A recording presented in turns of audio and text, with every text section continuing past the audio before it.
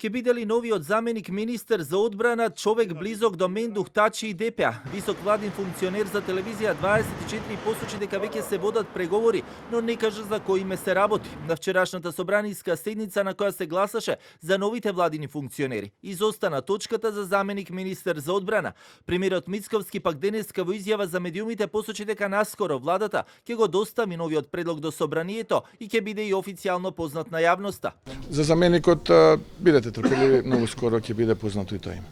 Пред скоро една недела вице-премиерот Изет Меджити пак во изјава за медиумите веќе посочи дека се водат преговори за проширување на парламентарното мнозинство и дека не ја исклучува можноста во него да влезат и пратеници од Европскиот фронт, а се преговара и со Мендух Тачи, кој излезе од Европскиот фронт и реши да делува самостојно. Дали изборот на заменик министер од неговите редови ќе биде прв чекор за влегување во власта? Не исклучувам никој. Ќе бидете известени, мислам, во принцип со пратеници од Европскиот фронт.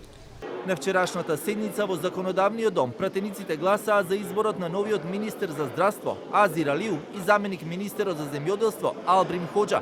Точката за заменик министер за одбрана изостана, но се очекува да се најде пред народните избраници следната недела.